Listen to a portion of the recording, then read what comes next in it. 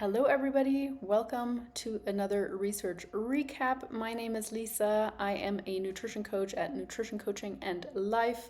I love doing these weekly research recaps where I simply look at a recent study or research review and extrapolate from that, or try to extrapolate from that at least, what it means for me as a coach, as someone who loves training, who loves nutrition, and loves helping people achieve the bodies that they enjoy living in and improving their physique. So if you enjoy this kind of chat, please do me a favor, subscribe, give me a comment, let me know what you're keen to learn about. And of course, you can always check out more of my content at Nutrition Coaching and Life on Instagram, or same for the website as well, actually. So anyway, let's get right into it. So this is actually a review which is called Body by Science. It's Bill Campbell's research review, which is my absolute favorite research review out there. I have read many research reviews and liked them, enjoyed them, learned from them, but Bill Campbell's review is just wonderful because he has such a great way of condensing information and making it easy to understand, not using more difficult words than really necessary. And so yes, this particular study, I highly recommend Body by Science. It comes out once a month. It's only $7.99 per month. You get 2 studies reviewed, and you also get a live chat recording once a month where Bill really explains wonderfully part of what he's looking at or studying at the moment. So anyway, we're just looking at one of those 2 studies this month. This is from the September issue of Body by Science, and the review is titled Energy Flux and Future Body Fat Levels. The title that was actually reviewed, or the study that was actually reviewed, is titled Low Energy Intake plus Low Energy Expenditure, which is called Low Energy Flux, not Energy Surfeit, predicts future body fat gain. This was a study done by Hume et al., not from 2026 as it says here, but it's from 2016 actually. So yeah, just a few years ago. And I'm actually going to read some of this because, again, Bill has such a wonderful way to actually explain things, and just to kind of paint a bit of a background picture here. Bill says, want to lose body fat? Reduce your calories. Reduce your calories. Reduce your calories. It's like a drum that gets beat whenever somebody asks for fat loss advice. I dispense this advice in my personal life, academic life, and social life. When asked for fat loss advice, my typical response usually is reduce your calories. Note, I do understand that some midlife women going through menopause transition may follow this advice of reducing their calories and not experience fat loss. This is not the scope of this article, but I want to make sure that I'm acknowledging this. But what about people who struggle to reduce their food intake? Is there another approach that they can implement to optimize their physiques?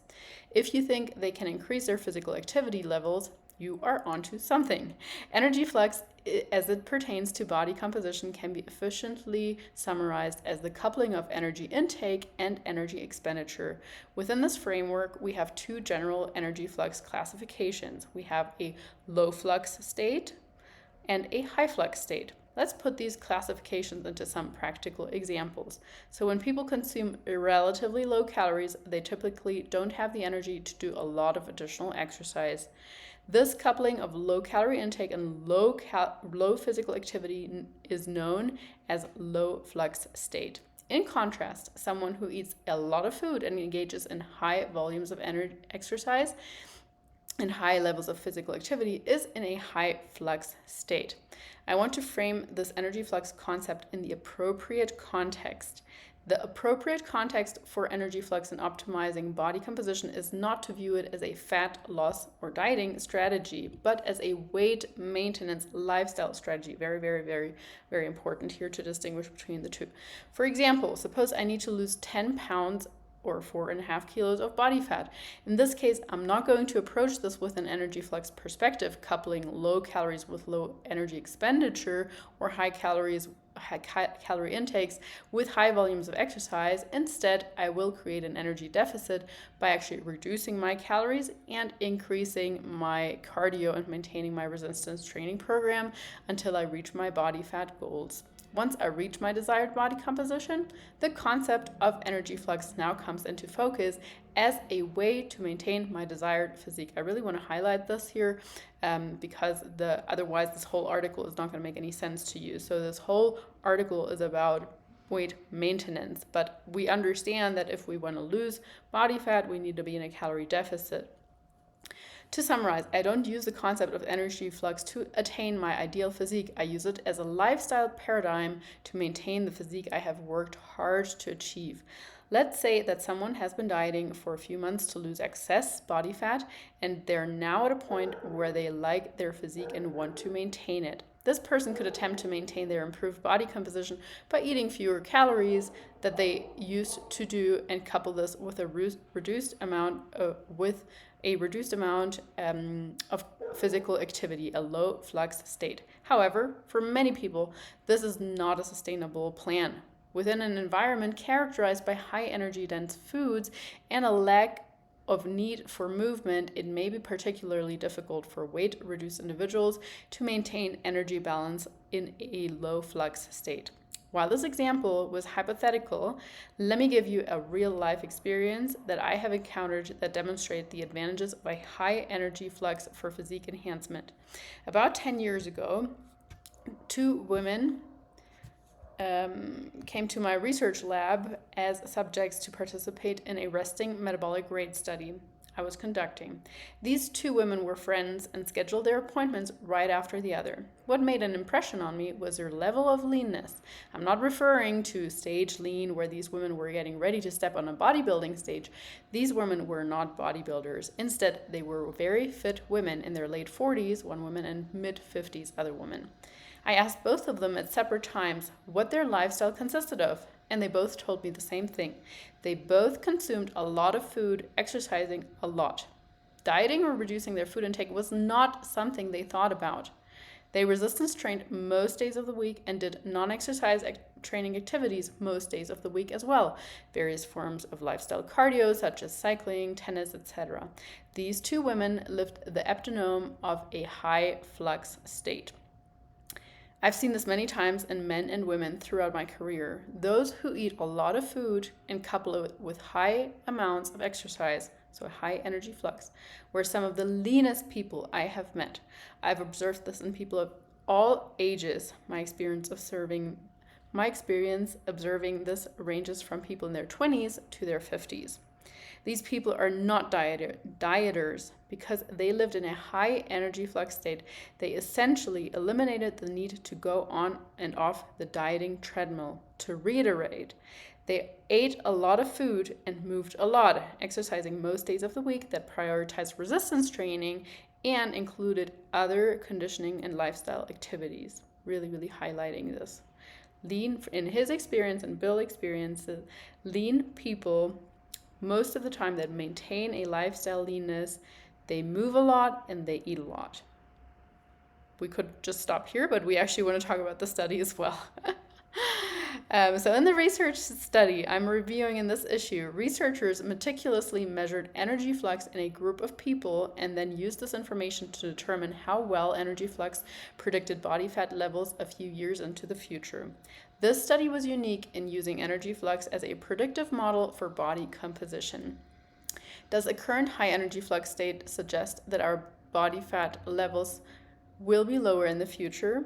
The study I'm reviewing below helps to answer this question. So again, the question is, does a high energy flux state suggest that your body fat levels will be lower in the future, or that you maintain low body fat levels in the future? So who was in the study? 162 teenagers, 82 females and 80 females with an average age of 15 years and a BMI of 21 participated in the study. Mind you, this age range might not be super helpful for the majority of people listening to this, or myself or my clients, but nonetheless, the concept is going to be applicable. Just bear with me. So to be eligible to participate, the study subjects had to fit the following criteria. Excuse me, did not mean to highlight that. They had to have a BMI between 18 and 25, so not over or underweight. They could not be diagnosed with a psychiatric disorder, not be pregnant, and not have major medical problems. We can skip over this little note. But what did the researchers do? At baseline, the researchers needed to determine two things. First of all, energy balance. How many calories were they eating each day, and how many calories were they expending each day? And then, of course, they also had to determine the energy flux. So both of these things combined. Energy balance was assessed over 2 weeks using doubly labeled water technique, which is the gold standard for measuring total daily energy expenditure. So basically, it's a very specific, very expensive water that basically can trace how many calories you're consuming and burning. Over several weeks. The doubly labeled water technique gives us a valid calorie burning information, informs us how many calories the subjects ate on average each day. The way that this is accomplished is that the researchers, by measuring how many calories the subjects are burning each day from the doubly labeled water testing, can then estimate how many calories the subjects consume each day, as long as they know if any changes in body weight and body composition take place over the assessment period. So basically, they assess how much they eat and how much they burn, and then also need the information of the body weight, because of course, if the body weight changes, as we will see in a moment, that indicates that it's either a surplus or deficit. If the body weight doesn't change at the current level that they're consuming, then it is their maintenance. So again, let's go into examples here. Examples of how the doubly labeled water technique provides calorie intakes and calorie expenditures. Let's recall that the doubly labeled water testing took place over 14 days. Let's say the person starting the study weighs 150 pounds, and after the 2-week energy balance period, they maintain their weight of 150 pounds. And the doubly labeled water testing confirmed that they burned on average 2,100 calories each day. We know that since their body weight did not change, they did not gain or lose any fat or lean tissue mass. And because of that, 2,100 calories were needed to maintain we know that 2,100 calories were needed to maintain their current body weight, and that their energy balance maintenance and that this is their energy balance / maintenance calorie data. Now let's look at another example. Let's say that during the 2 weeks, the subject lost 2 pounds of body weight. The 2,100 calories of energy expenditure was confirmed by the doubly labeling water technique, and it did not match their energy intake. They had to be consuming less than 2,100 calories per day to account for 2 pounds of weight loss. So continuing to follow him here, this is where the doubly labeled water technique is incredible. The doubly labeled water method gives us specific data on how many calories a person burns each day and tells us exactly how much body water a person has. Continuing with our hypothetical example of the subject who lost 2 pounds over the 2 weeks, the doubly labeled water confirmed that half of this weight, 1 pound of this weight loss, was due to a loss of body water. This means the person who lost 2 pounds of body weight only lost 1 pound of tissue, either fat or lean mass, as the other pound was just water weight, which has zero impact on calories. To precisely determine how many calories the subject was consuming, we know that it was less than 2,100 since they lost 1 pound. We have to know if the weight loss was from body fat tissue or lean tissue, because fat tissue and lean tissue are comprised of different numbers of calories. When researchers use the doubly labeled water technique, they also use specific formulas that can equate how many calories are associated with a loss or gain of a given amount of fat tissue. Likewise, they can equate how many calories are associated with a loss or gain of a given amount of lean tissue. As a point of reference, the researchers estimated the energy density of the fat tissue to be about 3,545 calories per pound of body fat. Continuing with our example, it was determined that the hypothetical subject lost 1 pound of body tissue, and half of this was fat tissue and the other half was lean tissue. After using their tissue-specific formulas that equate calories to body tissue, they determined that the subject's energy intake was actually 1,900 calories per day. Bear with me here. If you're thinking like, okay, still, what does this have to do with me, blah, blah, blah. I'm gonna get to it. Don't worry. To summarize, the doubly labeled water method confirmed that this hypothetical person was burning 2,100 calories per day, but over 2 weeks, they lost 2 pounds of body weight. But only 1 pound of this was from actual body tissue because the other pound was from body water. Using their mathematical equations, to estimate the number of calories stored in a given amount of fat tissue and lean tissue, they were able to determine that a calorie intake of 1,900 calories per day resulted in a 1 pound body tissue weight loss, of which half of this, half a pound, was from a loss of fat tissue and the other half pound was from a loss of lean tissue. So now what they did, that was just setting us up for the study actually. So they partitioned the subjects into energy balance quartiles. The researchers collected 2 main pieces of information on each subject in the study, the energy balance and the energy flux, as we have determined. So the energy balance was calculated as the difference between energy intake and energy expenditure, and the energy flux was calculated by summing energy intake and energy expenditure. As we'll see in the results section later on, the researchers used both of these constructs to see which would best predict future body fat levels. After obtaining all of their energy intake, energy expenditure, and intake data, the researchers petitioned the subjects into one of the following 4 groups based on energy flux values. So they had a low energy flux group, which described subjects that had the lowest summation of calories consumed and lowest amount of calories expended. Stated differently, the subjects did not eat many calories and they did not move a lot. There was also a subcategory, there was also a negative energy balance, and that was group subjects categorized as low energy in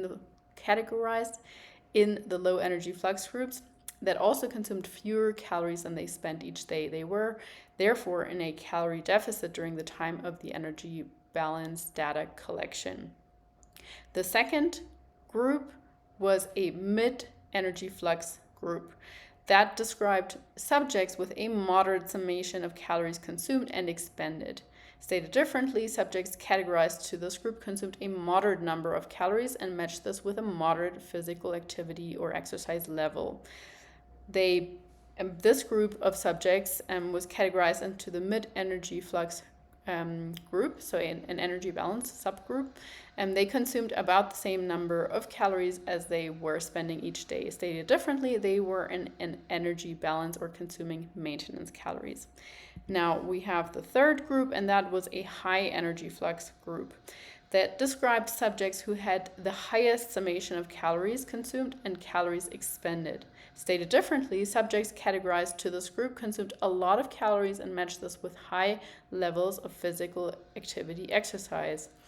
The subgroup here was a positive energy balance, so this group of subjects categorized to the high energy flux group consumed more calories than they were expending each day. They were in a calorie surplus during the time of energy balance data collection. And the fourth group was an out of balance energy flux that described subjects with an energy intake value that was 33% greater or less than their energy expenditure value. Essentially, these subjects were either in a severe calorie deficit or in a very aggressive overfeeding state. These subjects were considered to be markedly out of energy balance and omitted from the analysis involving energy flux. The main point of the study was to see if energy flux or energy balance best described future body fat levels.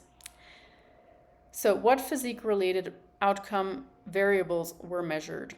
After obtaining the energy flux status of each group and categorizing them into their respective groups, the researchers measured body fat levels 1, 2, and 3 years later using a BOD-POD device. What were the results? So let's remember that there was no actual intervention in the study. The researcher does not construct some subjects to follow one type of diet or exercise program or others to follow a different strategy. Instead, the primary purpose of the study was to investigate what best predicted future body fat levels, energy balance or energy flux. The subjects were not told to be in a calorie deficit or surplus, and they were not prescribed high or low levels of exercise.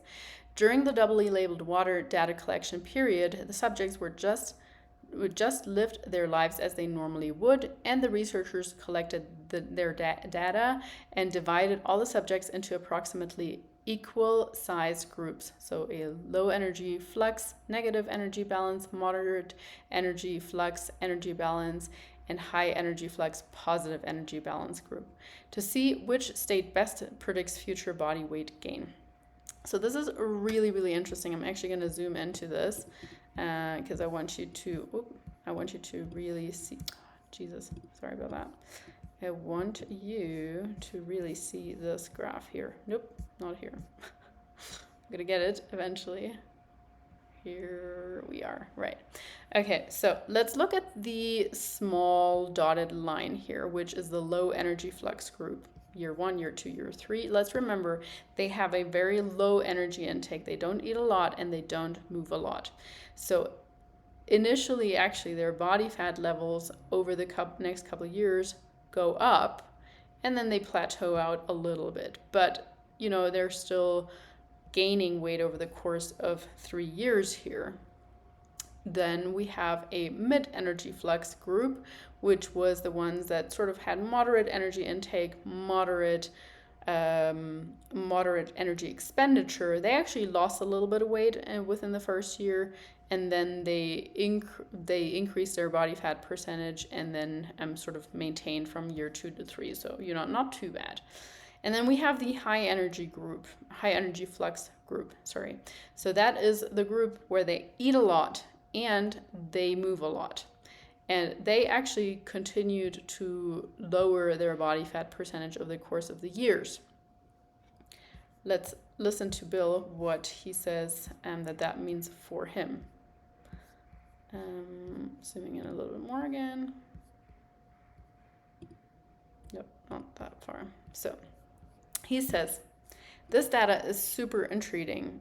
I'll start by summarizing the data from an energy balance perspective. The subjects that were currently in a dieting phase, so the subjects that were consuming less calories than what they were burning or eating at maintenance, had a higher body fat level 3 years into the future compared to the tertile of subjects that were in a calorie surplus. To many people, this finding would be surprising. You'd think that when eating in a calorie deficit, you would have lower body fat levels than when eating at maintenance or in a surplus. This will be true in the short term. Undoubtedly, these subjects who were eating in a calorie deficit would lose fat in the short term. That's just physics. This study informs us, though, that dieting today does not suggest that you'll be lean or have lower body fat levels in the future.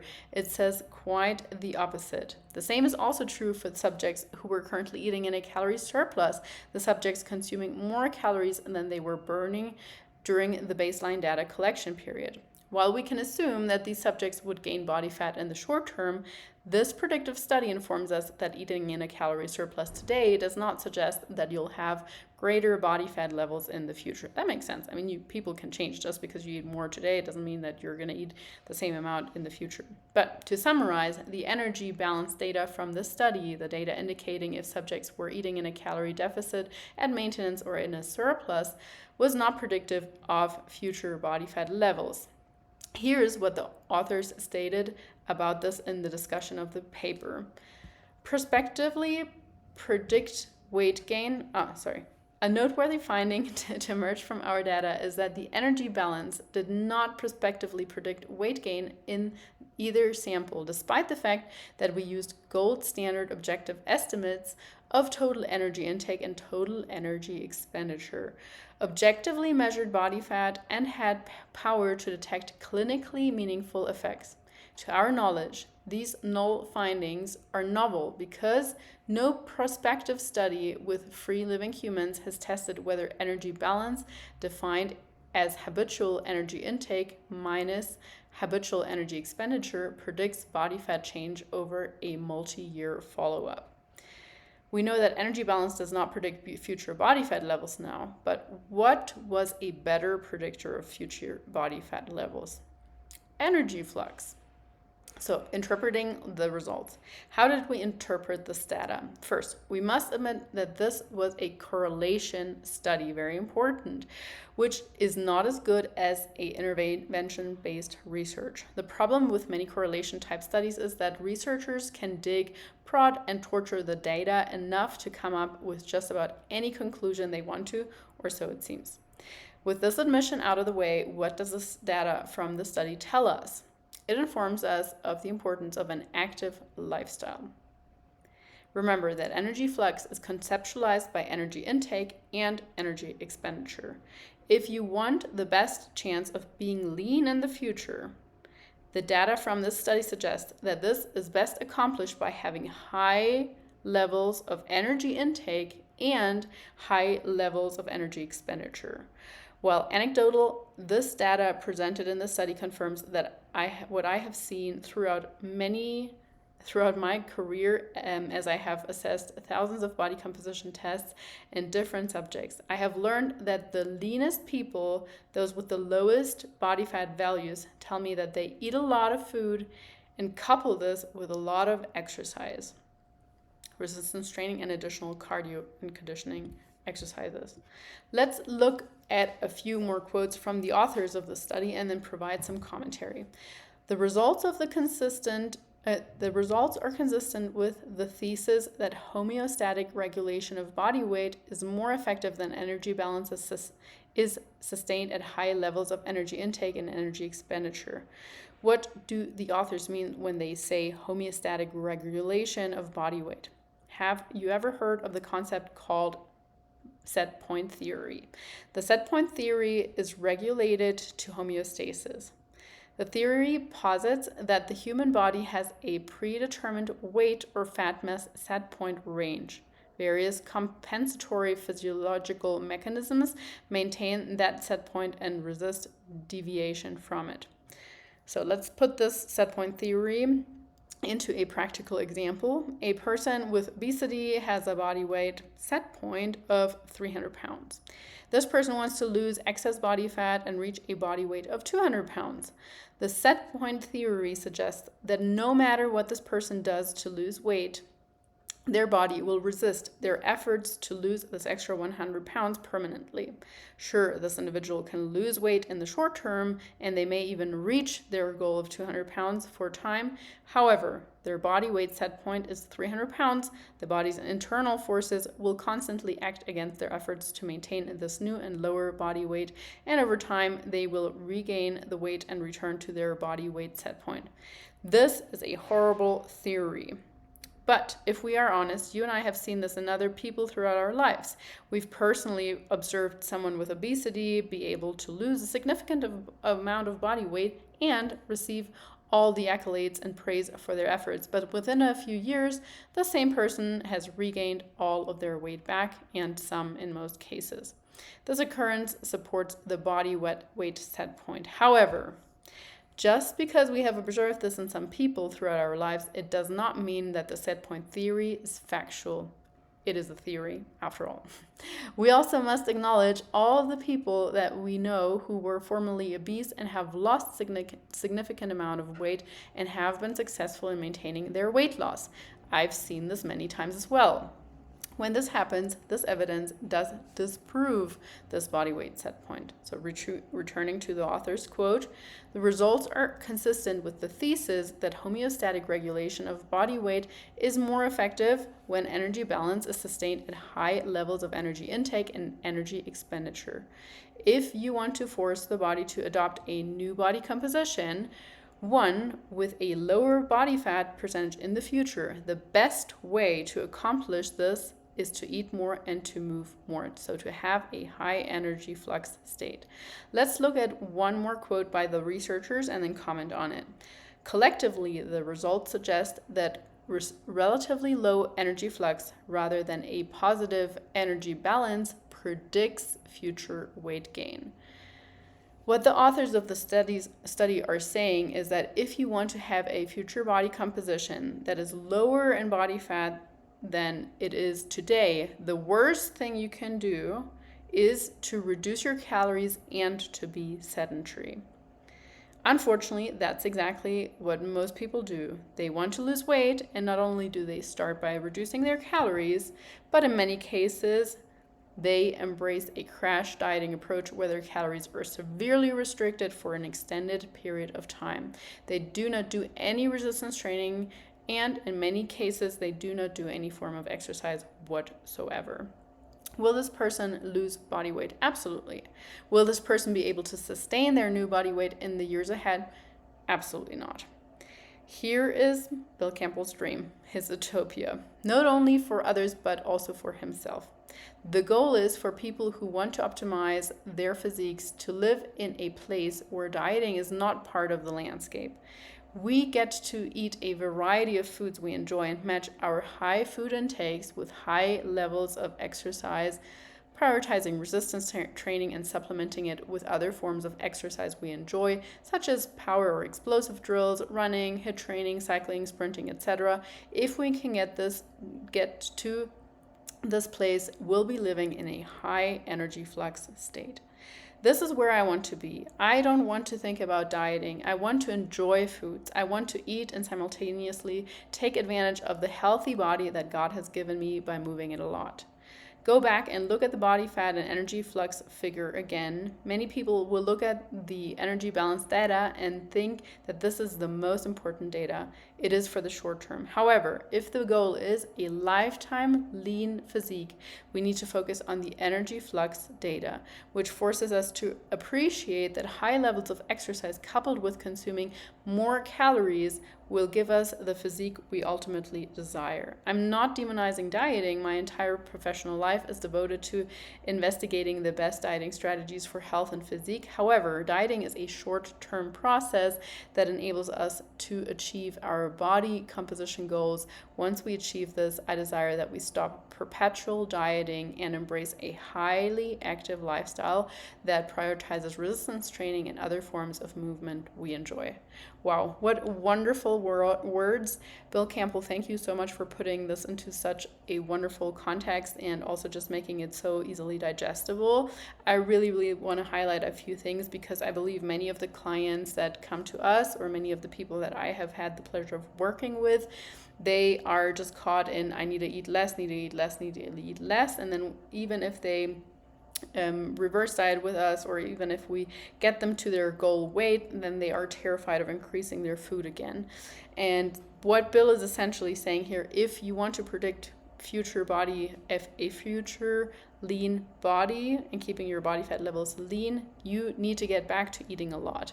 The people in this study that also continued with, or that had low calories and high energy output, they did not have leaner or lower body fat levels than the ones that were eating more than enough or enough to fuel their exercise, their body, their hormones, their metabolism, all of these good things. So this is why it's so important to periodize your nutrition if you have any aspirations of lowering your body fat percentage, instead of just saying I'm going to reduce my calories and then stay there, and potentially you do during this weight loss time you do more exercise but then you go back to being sedentary. So he says the worst thing you can do is reducing your calories and being sedentary, which unfortunately a lot of people are doing. So let's live a life of a high energy flux. Let's work towards that wonderful utopia that Bill is talking about in regards to having active lifestyles that mostly based on resistance training